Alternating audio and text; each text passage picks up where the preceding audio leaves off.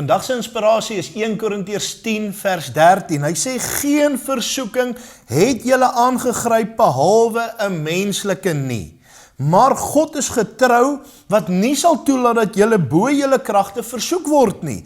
Maar hy sal saam met die versoeking ook die uitkoms gee, sodat julle dit sal kan verdra. Vandag sit jy dalk in 'n situasie wat jy voel, Here, jy moet seker dink ek's baie sterk, want ek kan nie meer nie.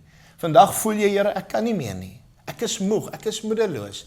Here, ek weet nie hoe ek dit gaan doen nie. Maar ek wil vandag vir jou sê, God is in beheer. God is in beheer.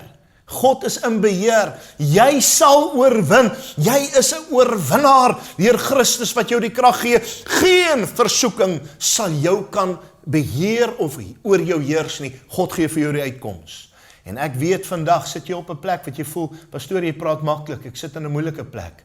Ek was ook daar. Ek kom gereeld daar, ek wil dit vir jou sê, maar ek het geleer om te sê, ek kyk op, God gee die oorwinning. Hy sê, dis 'n belofte, hy sê, saam met die versoeking, sal hy die uitkoms gee, sodat julle dit sal kan verdra. Weet dit vandag, God gee jou krag, God versterk jou, en jy sal oorwin, in Jesus naam. Amen.